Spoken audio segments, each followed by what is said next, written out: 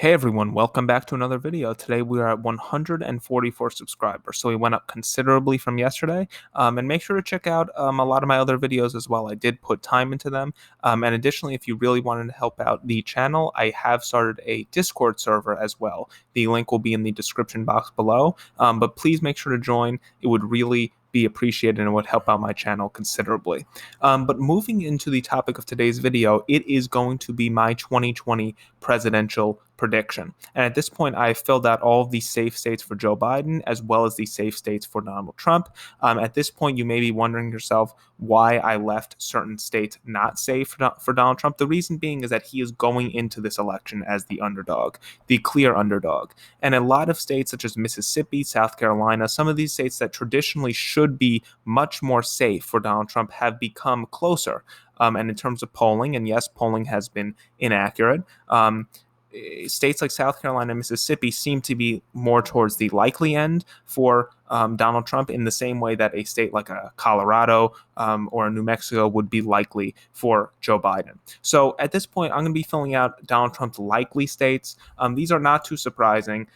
He has potential to win these states in safe margins, but at this point, because he is going into the election as the underdog, and because he has lost a significant amount of support within his coalition, I'm going to be giving these as likely states. So at this point, that would include Montana, Missouri, Mississippi, South Carolina, Indiana, as well as the state of Alaska. And at this point, that would bump Donald Trump's math up to 125 electoral votes, which is generally where a lot of pollsters start out the prediction. Joe Biden would be at 187 and Donald Trump would be at 125. These safe and likely states absolutely going to vote for Donald Trump. There's no way for realistic chance for Joe Biden to win in any of these states. But it is important nonetheless to show how states like Missouri, Indiana, even a Mississippi, which is traditionally known for being one of the most conservative states, along with a lot of these other southern states as well. It is interesting to see the trends and how much trouble Donald Trump really is in this election prediction. But moving forward, I'm going to start with Joe Biden's likely state. So I'm going to hold the toss-ups till later in the prediction. But Colorado would be for sure a likely state. It is going to vote for Joe Biden, probably around a high single-digit, low double-digit victory. The same thing would probably be seen for a state like Virginia. Everyone knows how these states are going to vote.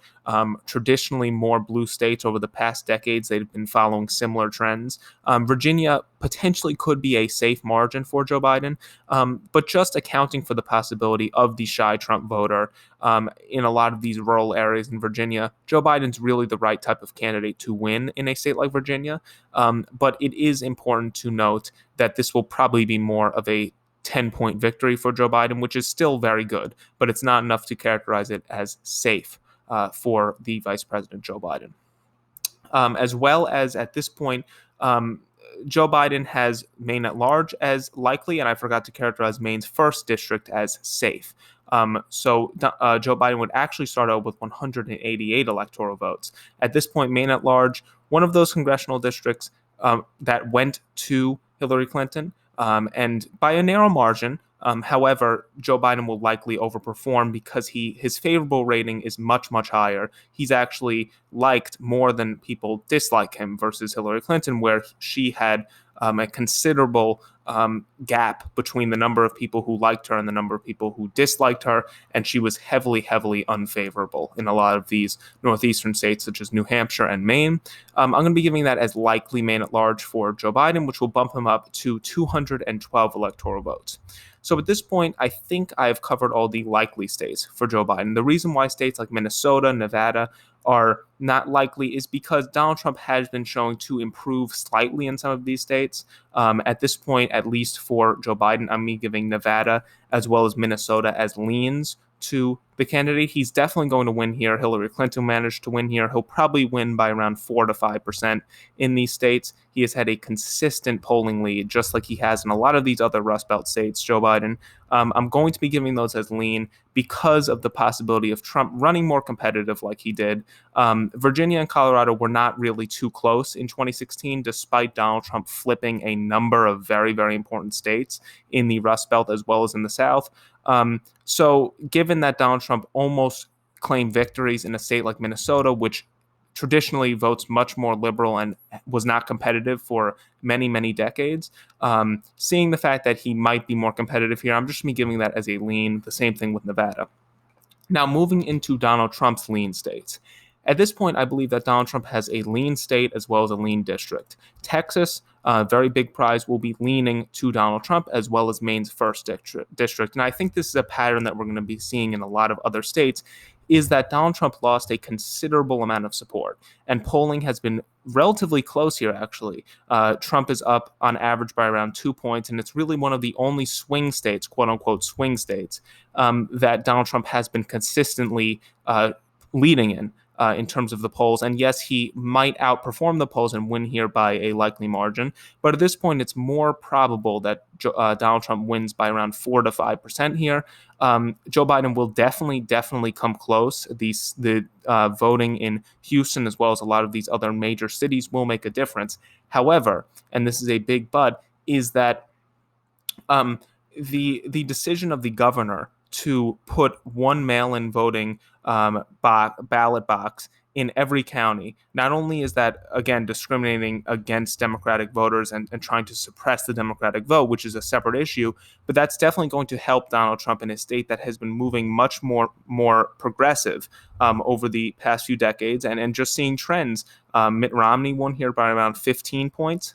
Donald Trump won here by around 9 points. So it would make sense that in a race where Donald Trump is running against a better candidate than Hillary Clinton, that he is likely to underperform his numbers from 2016 as he did in a lot of other swing states. So I'm going to be giving that as lean to Donald Trump at this point, probably a 4 to 5 point victory. And I see kind of a similar thing in Maine's first district at this point. Is characterized as toss-up in major polling firms like 538, but I'm going to be giving it as a lean because I think that Donald Trump will have enough support to hang on to this district. Moving forward, I'm going to be going into Donald Trump's tilt states. At this point, Donald Trump has quite a few tilt states, actually. Iowa, as well as Ohio, which again tend to vote together and tend to vote with the presidential election winner, which at this point may actually break that cycle. Ohio and Iowa, again, went to Obama twice in a row, and it went to Al Gore, went to a number of Democrats. However, it has been shown to move much more to the right under the presidency of Donald Trump. Yes, there has been relatively good news in the state of Iowa in the 2018 midterms. However, Ohio has shown to become much more of a conservative state, and I think that Donald Trump will have just enough support to get over the line in these two states, as well as the state of Georgia. Georgia is going to be extremely close. Again, a tilt state, usually defined by 1 to 2% victory. I think that Donald Trump will have enough support in the rural areas to hang on in the state of Georgia. However, Joe Biden is going to be very, very competitive here, and it's likely that Georgia, which is seen as a much more conservative state in the eyes of many American voters, it's possible that Georgia votes to the left of states like Ohio and Iowa, which is really stunning. Two states that went to Barack Obama by relatively good margins in both 2008 and 2012. Seeing that John McCain, even losing in a landslide, he still was able to win the state of Georgia by 5 to 6%. So it shows how much this state has truly moved to the left and how much Ohio and Iowa have moved to the right. But because of Donald Trump's appeal here, I don't think he's going to lose enough support to lose these three states. And if he did lose these three states, no question, I do think that Texas would probably tilt in his column or flip to Joe Biden and the Democrats. Moving forward, there are still a few tilt states at this point because the race has been tightening. We see at this point a polling lead of about 7.1%. Now, polling is not everything, but we have seen a polling lead of about 7.1% for the former Vice President Joe Biden, which is down from his margin about a month ago, which he was leading by around 10 to 12%. So because of that, and in a number of these close races where it could be decided by 0.1% by a few thousand votes, or it could be decided by just simply a point. Donald Trump closing the gap in many of these polls, at least on the presidential level, is going to make a difference. It may not make that much of a difference in the Senate, but it definitely could make a difference on the presidential level, which at this point, that's why I'm going to be giving North Carolina as a tilt to Donald Trump. Now, you may be wondering why I have so many tilt states for Donald Trump. Is the reason that he's not too popular of a candidate, and he won these states by fairly comfortable margins, about 5 to 6 in Georgia, around 4 in North Carolina, 8 in Ohio, and close to 10% in Iowa. So again, he's going to lose a considerable amount of support. So even though Donald Trump is hanging on to these states, it's not doesn't spell good news for him, because that means that losing that much support in Iowa, a state that he almost carried by 10, will almost certainly ensure that the Rust Belt, which was decided by less than a point in 2016, will likely flip to Joe Biden and the Democrats. Which is why at this point, in terms of my lean characterizations, I'm giving New Hampshire as a lean to Joe Biden. The reason being is that he did very poorly in the Democratic primaries. I think I mentioned that in many of my videos. And I don't see him, he's not necessarily the right type of candidate to appeal to these voters, like potentially a Bernie Sanders, who obviously is in the twin state of Vermont. So I'm going to be giving that as a lean to Joe Biden, just because of the fact that I don't see him appealing to these white working class voters the same way that a Bernie Sanders or a Barack Obama could. He's still going to carry the state because even Hillary Clinton was able to win it. Traditionally, a more blue state has been trending slightly to the right, but I'm going to be giving that as a lean to Joe Biden. And at this point, going into the critical states in the election, the Rust Belt, Arizona, as well as Florida. In terms of the Rust Belt at this point, mail-in voting has looked very good for Joe Biden in the state of Pennsylvania.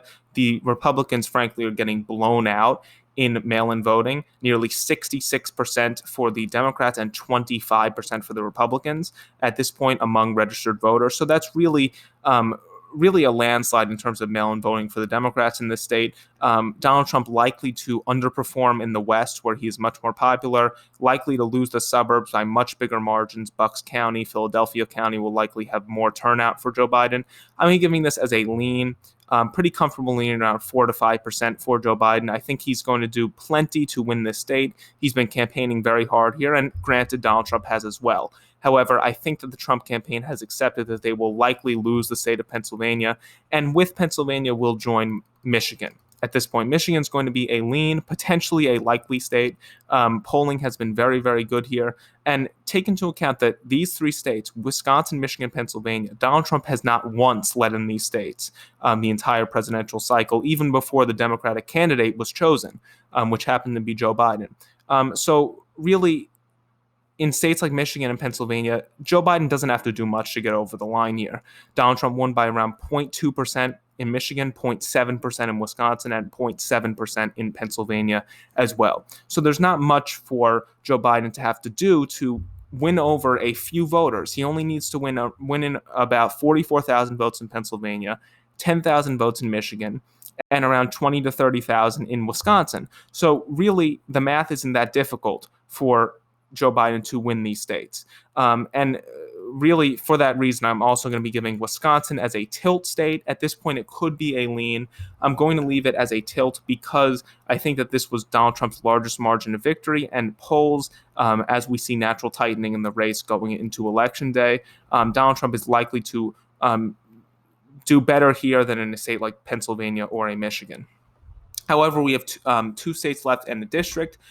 Nebraska's 2nd district, again, has followed similar trends to states like Pennsylvania and Michigan. I'm going to be giving this as a lean to Joe Biden at this point. He's likely to pick up this district, and take into account that Donald Trump very narrowly carried this district. It was by a lean margin. So Joe Biden doesn't have to do that much to win over this district, which has voted for Barack Obama when Joe Biden was on the vice president ticket in 2008. So again, not that hard for Joe Biden to win over enough support in a few of these states. Again, if Joe Biden outperforms Hillary Clinton by 1%, yes, the Rust Belt tilts to his column.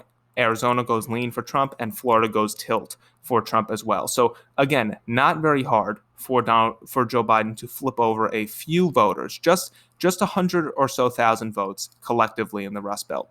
But again, lean states, Michigan and Pennsylvania. And in terms of lean states, Arizona as well will join and follow suit. This is going to be a much more traditionally left state as we move forward into future elections. And I think that Mark Kelly is likely to overperform Joe Biden in the Senate. And I think that Maricopa County is moving much, much more towards the left. Mail-in voting has looked pretty good here for Joe Biden, and I think he's going to do just enough to get over the line, probably win by around 2 to 3% in the state of Arizona. Florida is very, very hard to characterize at this point. I think that at right now, in terms of early voting in the state, we see that Republicans are doing fairly well in terms of the total vote by party registration, and in something that traditionally should be much more of a Democratic constituency when looking at mail-in voting. Republicans are running very competitive here. I wouldn't be surprised to see Joe Biden win the state. Again, it's very possible, especially in a Democratic landslide scenario. I think that Barack Obama is also campaigning very hard in Orlando, trying to run up the margin to Miami-Dade, as well, the biggest county in the state. So really looking at it, it's hard to characterize at this point. If I had to give it to one candidate, I give it as a very, very slightly tilt to Donald Trump, probably within 1%. It's very, very possible to see Joe Biden win this state. I wanted to leave this as a pure toss-up, but I didn't feel like it was right to leave that. So at this point, I'm going to be giving this as a tilt to Donald Trump. I think that this was one of the only states that trended towards the right in the 2018 midterms. The Republicans were able to pick up a Senate seat from an incumbent Democrat, which incumbency is a very important factor, and as well as hold on to a governor's seat and do fairly well in the House of Representatives, holding their majority. So I'm going to be giving this as a tilt. Very, very real possibility that Donald Trump, or that Joe Biden rather, wins here. And again, we see that a number of tilt states that Donald Trump should be winning by lean margins. He should be winning Georgia by a lean margin. North Carolina as well should be lean. Ohio should even be likely to lean, as well as Iowa, and Texas should definitely be likely if we were to see Donald Trump win this election. However, that's just simply not the case, and Donald Trump is likely to potentially underperform these numbers here. It wouldn't be possible to see, it wouldn't necessarily be impossible to see states such as Georgia flip to the Democrats. Again, this is just kind of going off of Donald Trump's lack of support or loss of support. So seeing Donald Trump potentially do worse depending on Joe Biden's popular vote victory. If we see Donald Trump getting blown out on election day, perhaps a lot of these southern states flip to Joe Biden. But at this point, I have Joe Biden at 290 electoral votes to Donald Trump's 248. Thank you guys so much for watching. Make sure to subscribe, as well as check out the Discord in the description box below, and I will see you on the next one.